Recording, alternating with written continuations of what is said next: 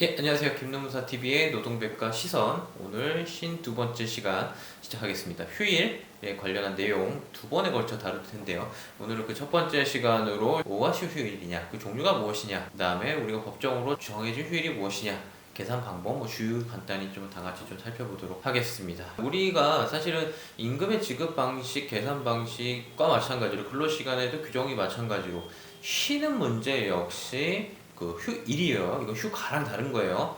휴가는 법원에서는 개념은 이게 약간 재충전을 넘어서서 문화적 생활의 양상까지도 본다는 개념으로 좀 보는 게 휴가라면, 휴일은 말 그대로 노동에 있어서 꼭 필요한 쉼표, 그러니까 자동차가 퍼지지 않기 위해서는 기름을 넣어야 되는 시간, 그 정도 개념으로 설명하시면 돼요. 인간적으로도 나아지게끔 원하는 건 휴가라의 개념으로 좀 보시면 된다면 좀 구분을 하셔서 이렇게 좀 보시면 되겠습니다.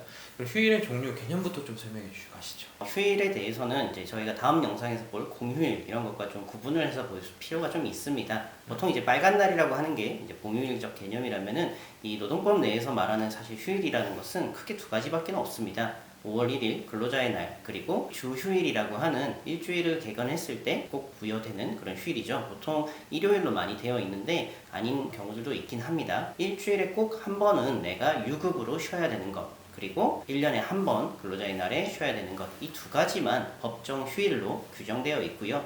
나머지 이제 휴일 같은 게 회사 내부 규정으로 마련되어 있을 수 있는데, 이런 것들은 보통 이제 약정 휴일로 별도로 이제 판단을 하시면 될 것 같고, 법정 휴일이라고 해서 이 법에서 정한 거기 때문에 이거 이하로는 절대 내려갈 수가 없는 거죠. 그 이상은 약정으로 언제든지 가능하지만 이 법정 휴일 두 가지에 대해서는 꼭 보장을 해 주어야 합니다. 약정 휴일은 약속으로 주는 거니까 그때그때 달라질 수가 될 수밖에 없죠. 단협이든 근로계약이든 취업규칙이든 약정으로 주는 거니까. 그래서 사실은 이게 다 설명드리긴 어려운데, 어쨌든 약정으로 들어와 있으면 지켜줘야 된다, 약속은 지켜줘야 된다, 똑같은 원리고요. 다만 이제 법정 휴일 같은 경우에는 법정 휴일이 뭐냐, 이 밑으로 넘어갈 수가 없는 거예요. 약정은 어쨌든 법 위에 세워야 되는 거지 법 아래로 세울 수가 없습니다. 만약에 법정 휴일보다 더 후퇴하는 약정 휴일을 계약을 하셨어도 그 계약은 강행법규 위반으로 이제 무효가 되는 거예요. 그 개념을 설명하시고 법정 휴일의 종류가 뭐가 있는지부터 들어가 보시죠. 먼저 주휴일 먼저 좀 살펴보면 될 것 같습니다. 주휴일 같은 경우는 일주일을 개근했을 때 하루를 유급으로 보장을 하는 그런 내용이고요. 그 요일에 대해서는 사실은 정해진 건 없습니다. 그래서 통상적으로 일요일에 많이 주휴일로 삼고 있는데요. 이것은 근로계약서에 명시를 해야 되기 때문에 여러분들이 입사했을 때 확인을 받으셔야 됩니다. 일요일이 대부분 이제 근로자들의 주휴일로 보시면 되고, 이제 서비스 업종이나 일요일에 꼭 운영을 해야 되는 사업장 같은 경우는 보통은 평일에 하루 정도를 잡아서 휴일로 삼고 교대로 하는 경우들도 있습니다. 어떤 근로자는 월요일, 누구는 화요일, 수요일 이렇게 서로 다를 수도 있고, 아예 월요일 자체가 쉬는 그런 업종들도 있잖아요. 주말에 많이 운영하는 그런 경우에는 월요일도 상관은 없고요. 하지만 미리 이제 휴일을 사용할 수 있도록 알 수는 있어야 됩니다. 갑작스럽게 너 내일 휴일, 이건 안 되고요. 사전에 이미 확정이 되어 있고, 어떻게 바뀌더라도 정기적으로 이렇게 규칙적으로 바뀌는 규칙이 있는 것은 문제가 없지만 어느 정도 예상할 수 있는 그렇게 부여가 돼야 되는 규정이고요. 일주일을 이제 개근을 해야만 발생하기 때문에, 만약에 주휴일이 일요일이고 월화수목금을 일을 하시는 분 같은 경우는 하루를 만약에 내가 결근을 하게 되면은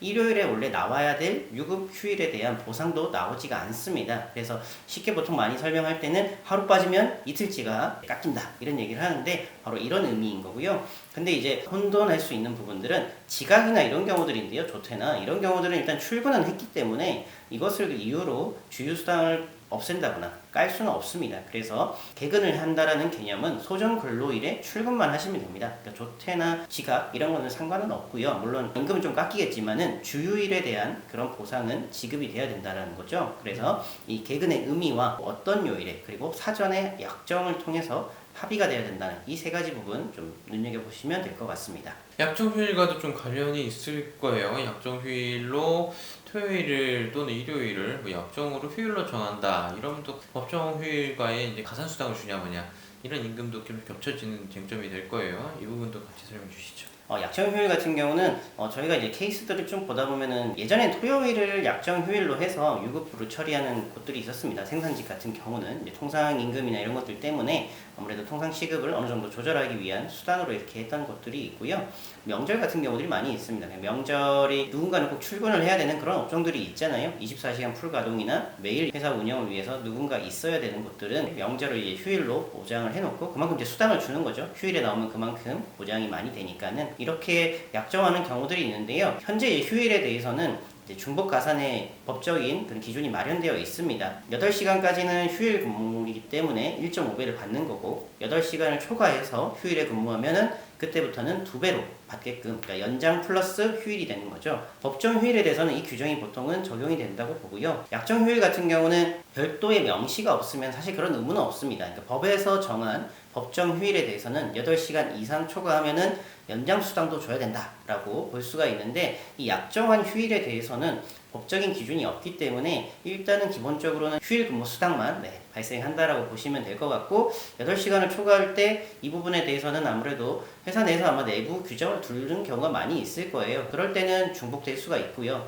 하지만 아무런 말이 없다라고 했을 때는 중복되지 않고 그냥 50%만 가산된다라고 보시면 될 것 같습니다. 네, 마지막으로 뭐 우리 관심이 제일 좀 많고 이슈가 좀 많이 되는 내용인데요. 일단 기본적으로 주류가 문제되는 케이스들은 사실은 시간급 노동자가 문제가 많이 돼요. 사실 이제 월급 근로자나 우리가 좀 포괄임금을 산정하는 데에서는 대부분 판례도 좀 주류는 그래도 이 월급제에 들어가 있지 않은 것인가 이런 경향을 좀 보여주고 있는데요. 이 케이스 뭐 계산과 함께 관련 케이스 설명해 주시면 되겠습니다. 주요 수당으로 많이 표현하죠. 법적으로는 이제 휴일에 대한 유급으로 처리되는 금액이 어느 정도인지에 대한 부분들인데요. 일단은 하루의 소정 근로에 맞게끔 지급하는 게 원칙입니다. 그래서 8시간씩 월화수목금 일하시는 분들은 8시간에 대한 통상 시급을 곱해서 8시간치 일당을 받으시는 게 주요 수당으로 계산이 될 거고, 뭐 비례적으로 다 계산을 하시면 됩니다. 매 5시간씩 근무하시는 분은 5시간을 이렇게 받으시는데, 물론 이제 이게 8시간을 초과할 수는 없습니다. 앞 영상들 통해서 본 것처럼 법정 근로 시간은 하루에 8시간 그리고 일주 40시간을 넘을 수는 없습니다. 그렇기 때문에 그 내에서만 결정이 되기 때문에 내가 9시간씩 쭉 근무하는 분이라도 실제로 주휴수당은 8시간만 발생을 하는 겁니다. 왜냐면 그 9시간은 8시간 플러스 1시간이기 때문에 이 8시간이 소정근로이기 때문에 이 소정근로 시간을 기준으로 산정을 하고요. 보통은 이제 일주일에 근무한 시간을 보통 나누기 5를 하시는 게 가장 편한 방식이에요. 그래서 40시간 일을 하면 5로 나누면 8시간이죠. 그래서 이렇게 산정이 되는 것이고, 말씀 주신 것처럼 월급제 근로자 같은 경우는 이미 다 포함을 해서 지급을 하고 있어요. 한 달 같은 경우는 보통 계산하면 174시간이 소정근로에 대한 대가이고, 주휴수당까지 합치면은 209시간으로 산정을 보통 하고 있어요. 그래서 내가 최저시급에다가 200불을 곱한 그 금액이 한 달에 꼭 받아야 되는 금액이고, 이제 최저시급이 결정이 되면 이것까지 같이 공표가 되고 있어요. 그래서 내가 얼마 정도 받아야 되는지 월급제 근로자라고 한다면 보통은 주휴가 포함되어 있기 때문에 저 주휴 못 받았습니다 이런 게 말이 안 되는 거죠. 그러니까 월급에 포함되어 있기 때문에 그 금액만 받으시면은, 그래서 산정 방식을 한번 보시면은 조금 이해가 편하게 되실 것 같습니다. 오늘 첫 번째로 휴일 좀 간략하게 알아봤습니다. 종류가 무엇이고 주요, 그다음에 계산의 개념, 이게 적용됐을 때 가산수당 문제 좀 간단히 알려봤는데, 조금 더 복잡한 문제는 있어요. 거기에 대해서는 뭐 저희가 추가적으로 질의사항 받아서 차후 업데이트 좀 하기로 하고요. 다음 시간에도 휴일에 관해서 좀 계속해서 좀 말씀드릴 겁니다. 특히 좀 휴일에 대해서 법 개정이 이제 올해 좀 크게 하나 있었어가지고 좀 의미 있는 내용이 있습니다. 김노무사 TV 노동백과 시선 여기까지 마치고요. 질문하는 네이버 카페, 그다음에 좋아요, 구독은 꼭 좀 부탁드리겠습니다. 여기까지 하시죠. 예, 감사합니다. 감사합니다.